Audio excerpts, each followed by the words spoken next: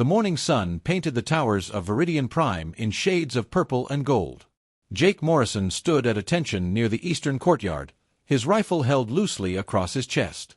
He watched the crowds gathering for the ceremony with careful eyes. 3 months of diplomatic negotiations had led to this moment. Ambassador Helen Burke was finally going to sign the trade agreement that would open relations between humanity and the Viridian Collective. Jake was just a corporal in the security detail. He did not make policy or negotiate treaties. His job was simple. Keep the ambassador safe. Watch the crowd. Stay alert. The Viridians looked almost human from a distance. They had 2 arms, 2 legs, a head. But up close you could see the differences. Their skin had a faint blue tint. Their eyes were larger and colored in shades of violet and silver. They moved with a grace that seemed almost like floating. Dr. Lisa Grant stood beside him, her tablet recording everything. She was the xenobiologist on the team. Every new gesture, every cultural detail fascinated her. Commander Paul Hayes was somewhere in the crowd, moving among the Viridian guards, comparing security protocols. Kevin Ross, their tech specialist, was monitoring communications from the transport shuttle above. The ceremony began with music that sounded like wind chimes mixed with deep drums. Ambassador Burke walked forward, her formal robes flowing behind her. The Viridian Council Prime, a tall figure named Verith, came to meet her.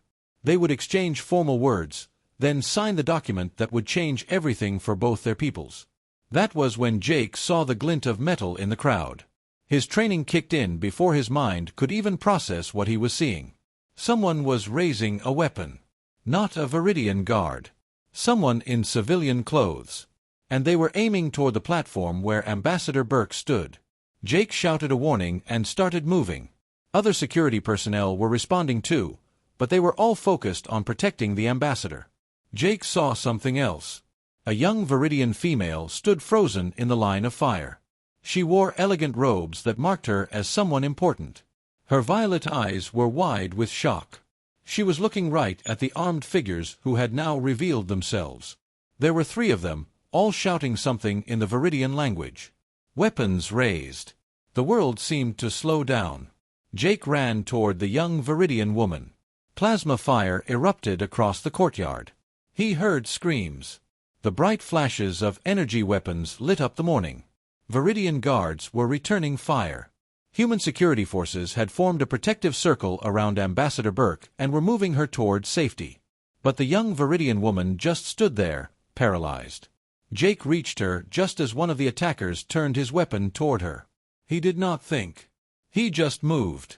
His body slammed into hers, knocking her down and covering her with his own weight. The plasma bolt that would have hit her struck him instead. Pain exploded across his back. It felt like someone had pressed a white-hot iron against his spine. Another bolt hit his shoulder. He gritted his teeth and pressed himself harder over the woman he was protecting. More plasma fire scattered around them. Fragments of stone from the courtyard floor sprayed into the air as energy bolts missed their targets. Jake could feel the Viridian woman trembling beneath him. She was trying to say something, but he could not hear over the sound of weapons fire and shouting. He kept his body between her and the attackers. Each impact sent waves of agony through him. The smell of burning fabric and flesh filled his nose. His own flesh. The firefight lasted maybe 30 seconds. It felt like hours. Jake heard Commander Hayes shouting orders. The sound of human rifles mixed with Viridian energy weapons. Then silence. Heavy, ringing silence. Jake tried to lift his head to see if the threat was over. His vision was getting blurry. Hands grabbed him, rolling him off the Viridian woman. He saw her face clearly for the first time. Young, maybe equivalent to a human in her early 20s. Those violet eyes stared at him with an expression he could not read. Fear. Confusion. Something else? Dr. Grant was suddenly there, her face pale. She was saying something about medical help.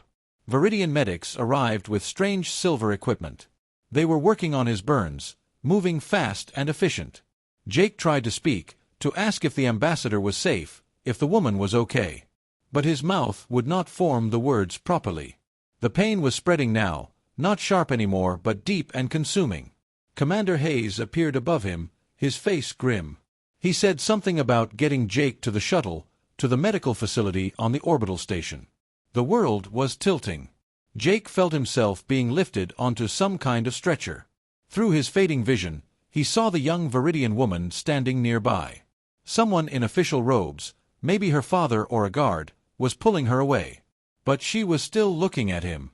Those violet eyes were the last thing Jake saw before everything went dark. Later, the reports would say that 3 radical Viridians opposed to contact with aliens had attacked the ceremony. They were members of an extremist group that believed their civilization should remain isolated. All 3 attackers had been killed by security forces. Ambassador Burke was unharmed. The trade agreement signing was postponed. And Corporal Jake Morrison had saved the life of Lissa, daughter of Council Prime Vareth himself. But Jake did not know any of that yet. For him, there was only darkness and the memory of violet eyes filled with an emotion he could not name. Jake woke to the soft hum of medical equipment and the smell of antiseptic. His back felt like it was on fire, but a distant kind of fire, dulled by whatever painkillers they had pumped into his system. He tried to sit up and immediately regretted it. Pain shot through his shoulders and spine. "Easy there, soldier." Dr. Grant appeared beside his bed. Her face looked tired. She pressed a button that raised the top half of his bed slowly. "You have been out for 3 days. We were not sure you would wake up today." Jake tried to speak, but his throat was dry. Dr. Grant handed him a cup of water. He took small sips and finally managed to ask the only question that mattered. "The ambassador. Is she okay?" "Ambassador Burke is fine." Dr. Grant pulled up a chair and sat down.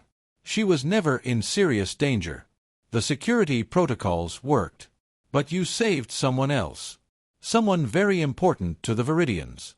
Jake remembered violet eyes and the feeling of plasma bolts burning into his back. "The woman. Is she all right?" "Her name is Lissa. She is the daughter of Council Prime Vareth." Dr. Grant paused, choosing her words carefully. "You threw yourself on top of her. Jake, those plasma bolts would have killed her. The Viridians are more fragile than humans. Their biology cannot handle that kind of energy damage. But your body could, barely. You saved her life." Jake tried to process this. He had not been thinking about biology or relative durability. He had just seen someone in danger and moved to protect them. That was what you did. That was what any good soldier did. So the mission succeeded? The trade agreement? Dr. Grant's expression darkened. "No." The Viridians postponed everything. They sent formal thanks for saving Lissa, but then they went silent. No more meetings. No more negotiations. They have basically shut us out. Ambassador Burke thinks we are done here. The attack scared them too much. Over the next 2 days, Jake learned the full story from various visitors. Commander Hayes came by and explained the tactical situation. The 3 attackers had been part of a radical group called the Preservers. They believed the Viridian Collective should never interact with alien species. The attack had been a statement, a violent rejection of the whole diplomatic process. Kevin Ross visited and showed Jake the news reports. The Viridian media had covered the attack extensively. There was footage of Jake throwing himself over Lissa. The images had apparently caused quite a stir in Viridian society. But their government remained distant and formal. They thanked humanity for its service. They expressed regret that the diplomatic mission had been disrupted. They politely but firmly suggested that the human delegation should return home. Ambassador Burke herself came on the 3rd day after Jake woke. She looked exhausted and frustrated. "Corporal Morrison," she said, sitting in the same chair Dr. Grant had used. "You acted with extraordinary courage. What you did was heroic. I wish it had made a difference to our mission." Jake did not know what to say. He had just done what felt right in the moment. "I am sorry the negotiations failed, Ambassador." She shook her head. "You have nothing to apologize for. The Viridians are a cautious people. They have been watching us for decades, studying us from a distance before even considering contact. This attack confirmed their worst fears. They think opening relations with us brings danger. We are heading home in 2 days. The medical staff says you will be fit enough to travel by then." Jake nodded slowly. He felt a strange sense of disappointment. He had hoped that maybe saving Lissa would mean something, that it would show the Viridians that humans could be trusted. But apparently not. Apparently it had just scared them more. That night, Jake lay in his medical bed and stared at the ceiling. The painkillers kept the worst of the discomfort at bay, but he could still feel the burns on his back and shoulder. They would heal. Dr. Grant said he would make a full recovery. The scars would fade. In a few months, this would all be just another mission. Just another failed diplomatic attempt. He kept thinking about Lissa, though. Those violet eyes staring at him as he lay bleeding on the courtyard floor. He wondered what she was thinking. Did she understand why he had done it? Did it matter to her that a complete stranger had nearly died to protect her? The next morning, Jake was doing physical therapy exercises when Commander Hayes burst into the medical bay. His expression was urgent. "Get dressed, Morrison. Something is happening." What kind of something? Hayes helped him into his uniform, being careful of his injuries. Long-range sensors just picked up a massive Viridian fleet dropping out of faster-than-light travel. 50 ships, maybe more. They are heading straight for Unity Station. Jake felt his stomach drop. 50 ships? That was way more than a simple escort or guard force. That was an invasion fleet. Are we under attack? Commander Hayes shook his head. We do not know. They are not firing. They are not making threats. They just arranged themselves around the station in formation. Then Council Prime Vareth himself requested permission to board. He wants to meet with Ambassador Burke. And he specifically asked that you be present too. Jake stared at the commander. Me? Why would he want me there? Hayes met his eyes. I have no idea. But something big is about to happen, Morrison. And somehow, you are right in the middle of it. The conference room on Unity Station had never felt so tense. Jake stood at attention near the back wall, trying to ignore the throbbing in his shoulder. Ambassador Burke sat at the head of the table, her diplomatic mask firmly in place. Commander Hayes stood on one side, Kevin Ross on the other. Dr. Grant was there too, her tablet ready to record everything. Through the observation window, Jake could see the Viridian fleet. 50 ships arranged in perfect geometric formation. Each vessel was a work of art, all flowing curves and organic shapes that seemed to grow rather than be built. They were beautiful and terrifying at the same time. The door opened and Council Prime Vareth entered. He was tall, even for a Viridian, with silver-violet eyes that seemed to see everything. He wore robes of deep blue with intricate patterns that shifted in the light. Behind him walked Lissa. Jake felt his breath catch. She looked different than she had in the courtyard. Calmer. More composed. But those same violet eyes found his immediately, and something passed between them. Recognition. Gratitude. Something else he could not name. Several other Viridian officials filed in, taking positions around the room. The last one closed the door with a soft click that seemed to echo in the silence. Ambassador Burke stood and bowed in the formal Viridian style. Council Prime Vareth, you honor us with your presence.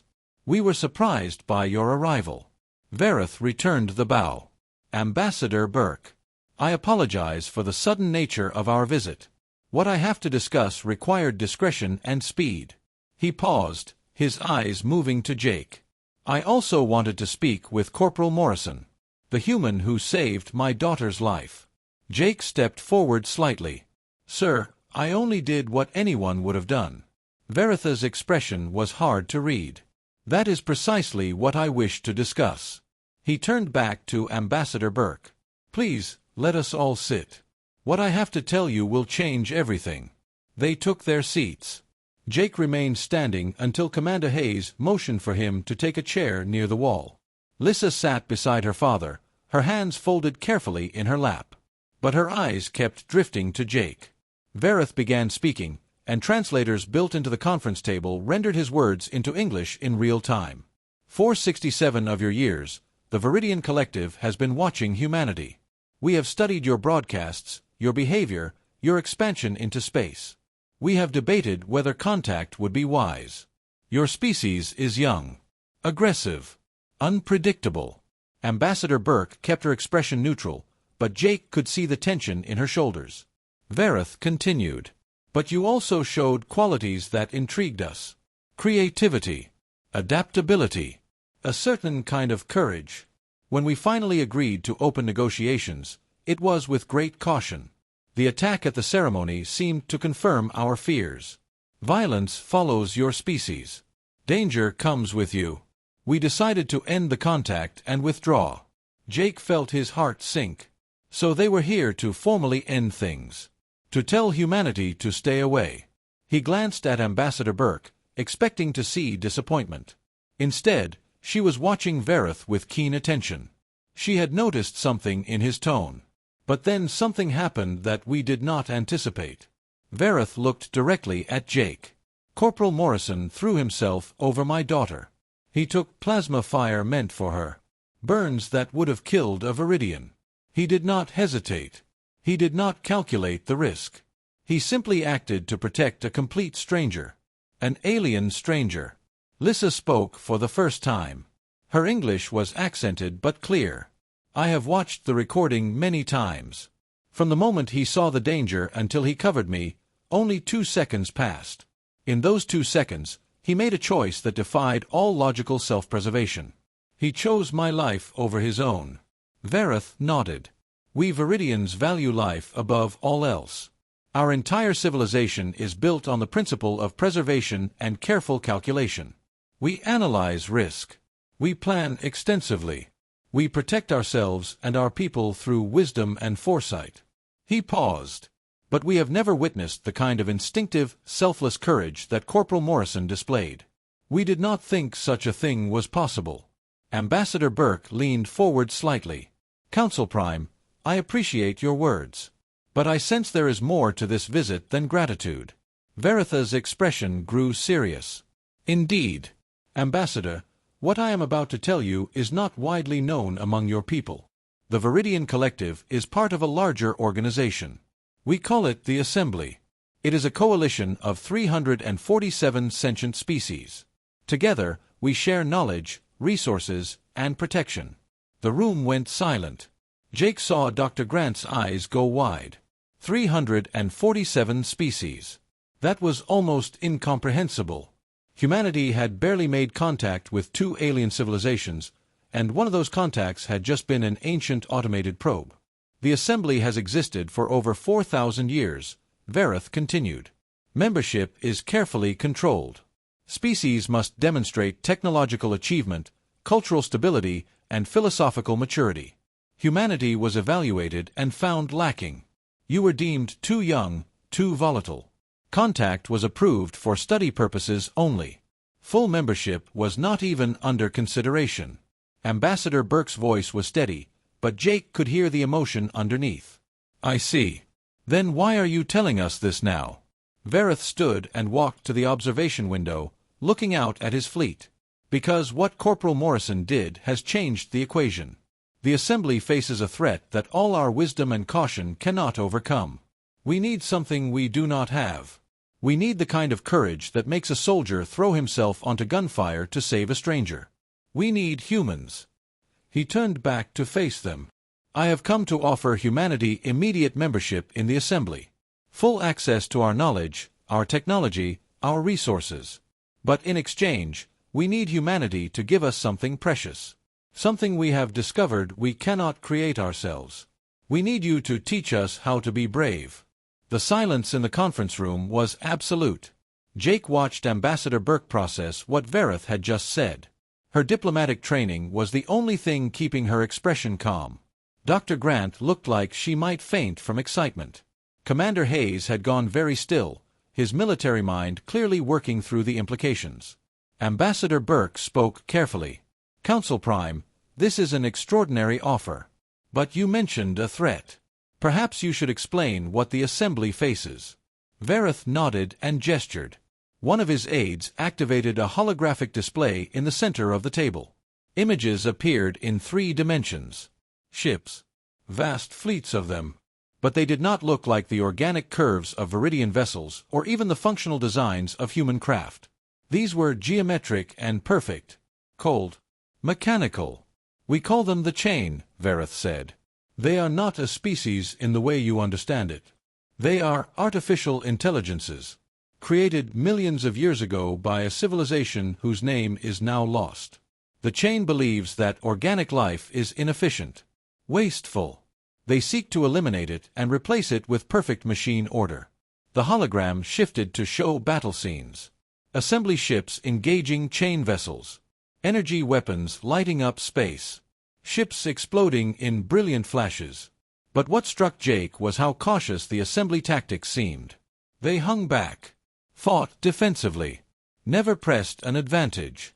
For 800 years, we have been in a state of conflict with the chain, Vareth continued. We have superior numbers. Our technology is roughly equal to theirs. But every engagement ends in stalemate. The hologram showed fleet movements, territory maps. The chain expands slowly. We retreat slowly. Neither side can gain decisive victory. Commander Hayes leaned forward. Why? You clearly have the resources to fight them. Lissa answered. Because we calculate risk before every action. Every species in the assembly does. We analyze casualty projections. We consider resource costs. We debate strategies for months before implementing them. By the time we agree on a bold move, the opportunity has passed. The chain does not hesitate. They simply act with cold efficiency. Varetha's expression was somber. We have everything we need to defeat the chain except one thing. The willingness to take risks. To make sacrifices. To charge into danger when logic says to retreat. We thought this was a failing of ours. A weakness. Until we saw Corporal Morrison throw himself onto plasma fire without a moment of hesitation. Ambassador Burke stood and walked to the holographic display. She studied the battle formations. The retreat patterns. Jake could see her mind working. What exactly are you proposing? We want humanity to join the assembly as full members, Vareth said. You would gain immediate access to technology centuries ahead of your current level. Medical advances that could eliminate most diseases. Energy systems that make your current power sources obsolete. Faster-than-light travel that makes your experimental drives look primitive. Knowledge from 347 civilizations. And in exchange? Commander Hayes asked. His tone was skeptical. Vareth met his eyes. In exchange, humans would serve as what we call shield-bearers. You would be the frontline forces in our conflicts with the chain. You would lead the charges we are too cautious to make. You would take the risks we cannot bring ourselves to accept. You would stand between the chain and the other civilizations of the assembly. Commander Hayes stood abruptly. So you want us to be your cannon fodder. You want human soldiers to die so your people do not have to. The room tensed. Jake saw the Viridian officials shift uncomfortably. But Vareth did not look away from Hayes. I understand your anger, Commander. And you are not entirely wrong. We are asking humans to take on the most dangerous roles. But consider what you gain. Your species would leap forward hundreds of years in development overnight. You would have the resources of hundreds of worlds to support you. Our medical technology would protect your soldiers far better than anything you currently have. Dr. Grant spoke up. But more than that, we would be protecting other civilizations. The chain wants to eliminate all organic life. If humanity has the courage to fight them, we would be saving billions of lives across hundreds of worlds. Ambassador Burke turned to look at Jake. Corporal Morrison, you have been quiet. What do you think? Jake felt everyone's eyes on him. He thought about that moment in the courtyard. The decision that had brought them all to this point. He had not thought about technology or treaties or galactic politics. He had just seen someone who needed help. Ambassador, I am just a soldier. I do not make these kinds of decisions. But I can tell you what I saw in that courtyard. I saw someone in danger and I moved to protect them. That is what soldiers do. That is what humans do. Lissa stood and walked around the table until she was standing directly in front of Jake. May I speak with Corporal Morrison privately? Vareth looked surprised but nodded. Ambassador Burke gestured to a smaller conference room off to the side. Jake followed Lissa into the room. The door closed behind them, leaving them alone. Lissa stood by the window, looking out at the Viridian fleet. For a long moment, she said nothing. Then she spoke softly. "Do you know what I felt when you covered me with your body?" Jake shook his head. "I do not know." She turned to face him. "Shame. I felt shame because a stranger was willing to die for me while I stood frozen. I have been trained in philosophy, in logic, in careful decision-making. But when danger came, I could not move. You did not freeze. You acted."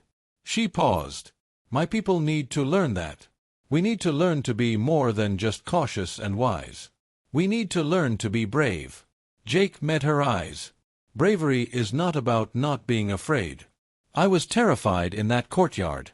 But you do what needs to be done anyway." Lissa smiled sadly. "That is what we cannot teach ourselves. That is what your people have." She walked to the door, then paused. "Whatever your leaders decide, I want you to know that what you did mattered. You changed how I see the universe. You changed how my people see yours. That alone makes you worthy of standing beside us." They returned to the main conference room. The debate was already heating up. Commander Hayes was listing tactical concerns. Dr. Grant was talking about the scientific opportunities. Ambassador Burke was trying to find middle ground. But Jake could see the truth in their faces. Humanity would accept. How could they not? The opportunity was too vast. The need too great. And deep down, humans were exactly what the Viridians said they were. Bold. Reckless. Brave enough to take risks that more cautious species would not. The only question left was whether that bravery would be enough. The negotiations took 3 days. Representatives from Earth arrived on fast ships. Military advisors. Politicians. Scientists. Everyone wanted a say in the decision that would change humanity forever. Jake watched it all from the sidelines, still recovering from his injuries but required to attend as the person who had started this whole thing. On the morning of the 4th day, a priority transmission came through. A human colony on the frontier, a small settlement called New Haven, was under attack. Chain forces had appeared without warning. 3 of their ships against the colony's minimal defenses. It was a scouting raid, testing human responses before the formal agreements were even signed. Jake was in the medical bay when the alert sounded. He grabbed his uniform and headed for the command center. Commander Hayes was already there, staring at the tactical display. The chain ships were tearing through New Haven's defenses like they were made of paper. Civilian evacuation was underway but too slow. Hundreds of people were still on the surface. Ambassador Burke was on a communication channel with Earth. "They are saying we should wait for assembly support. Let the Viridians handle it as part of the membership negotiations. But that will take hours. New Haven does not have hours." Jake looked at the tactical display. Unity Station had a small military escort. 5 ships. Nothing compared to the Viridian fleet that was still in formation around them. But those 5 ships could reach New Haven in 20 minutes if they left now. "How long until assembly forces can get there?" he asked. Commander Hayes checked his display. 2 hours minimum. They need to mobilize and coordinate. The Viridians do not just rush into battle. Jake made a decision. "Commander, we need to go now. Take our escort ships and engage the chain forces. Buy time for the evacuation." Hayes stared at him. "Morrison, you are not in command here. And tactically, that is suicide. 3 chain ships against our 5? We would be outgunned." "I know." Jake met his eyes. "But what choice do we have? We can sit here and debate while people die, or we can do what humans do. We can act." Ambassador Burke turned from her communication console. "Morrison is right.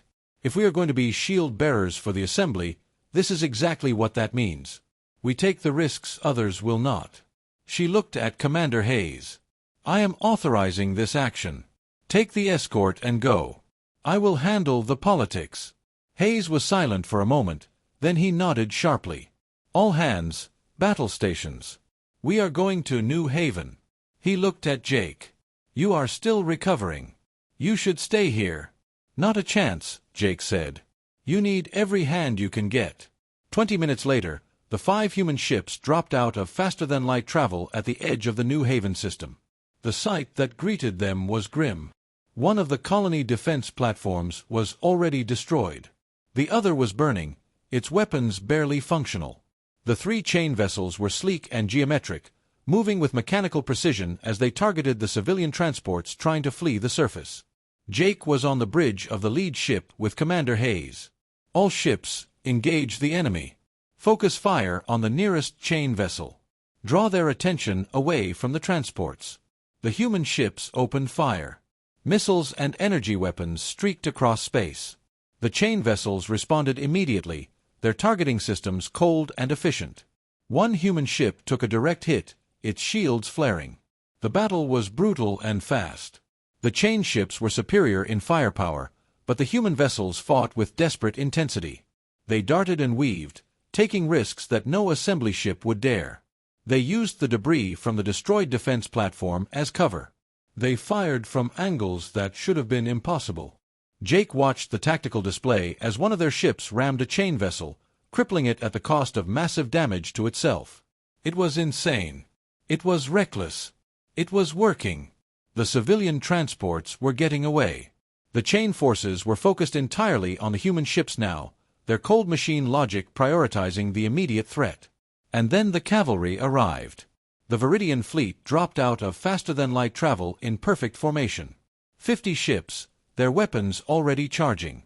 But more than that, ships from a dozen other assembly species appeared alongside them. They had all been watching, waiting to see what humanity would do. And when they saw 5 human ships charging into hopeless odds to save civilians, something changed. For the first time in 800 years, the assembly moved quickly. The chain vessels calculated their new odds in microseconds and began to retreat. But they were too slow. The combined assembly fleet tore into them with overwhelming force. Within minutes, all 3 chain ships were destroyed. Not crippled or damaged. Completely eliminated. The human escort ships limped back to the colony, battered but intact. Not a single life had been lost on the civilian transports.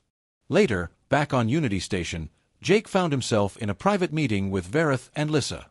The Council Prime looked different. Less composed. More emotional. "We watched you," he said quietly. "We watched 5 human ships attack 3 chain vessels without hesitation. We watched you take damage to protect civilians you had never met. We watched you do exactly what we have been unable to do for centuries. You acted." Lissa stepped forward. "And when we saw that, we could not help but act as well. You shamed us into being brave. And it felt good." The formal agreements were signed the next day. Humanity became the newest member of the Assembly with full rights and privileges. Jake was offered a unique position. He would serve as a liaison and instructor, teaching Assembly forces what he had learned in that courtyard on Viridian Prime and in the battle at New Haven. Not tactics or strategy, but something deeper. The willingness to act despite fear. The courage to protect others even at personal cost.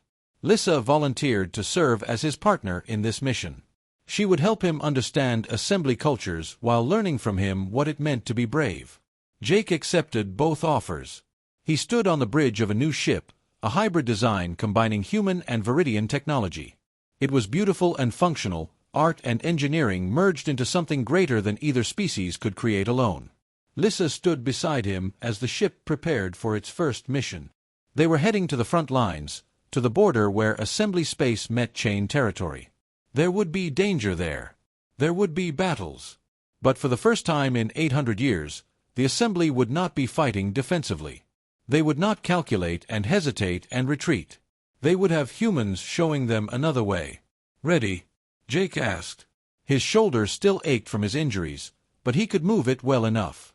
The scars would fade with time. Lissa smiled. "I am afraid. But I think that is the point. Being brave means acting despite the fear." Jake smiled back. "Now you are learning." He turned to the ship's crew, a mix of humans and Viridians working together at their stations. "Take us out. Let us go show the galaxy what happens when caution meets courage." The ship jumped to faster-than-light speed. Behind them, Unity Station grew smaller. Ahead, the unknown waited. Somewhere out there, the chain was planning its next move. But now they would face something they had not encountered in their millions of years of existence. They would face an assembly that had learned to be brave. And at the front of that charge would be humans, doing what they had always done best. Acting when others hesitated. Protecting when others calculated the cost. Being the shield that others needed. Jake thought back to that moment in the courtyard. 2 seconds to make a choice. 2 seconds that had changed everything. He had not known it then, but that split-second decision to protect a stranger had opened the stars to his entire species. It had given humanity a place among the great civilizations of the galaxy. And it had taught those civilizations something they had forgotten. That sometimes the most logical choice is to ignore logic entirely. That sometimes you just act because someone needs help. That fear is not the absence of courage but the price it demands. Lissa was watching the stars stream past in the view screen. She spoke softly, almost to herself. My people have a saying now. Adapted from that moment when you covered me. It translates roughly as this. Fear is not the absence of courage. It is the price courage demands. Jake nodded. Then humanity has been paying that price since we first looked up at the stars and wondered what was out there. And now we pay it together, Lissa said, meeting his eyes. The ship carried them forward into whatever challenges awaited. But they did not face those challenges alone. Behind them, an entire galaxy was learning to be brave.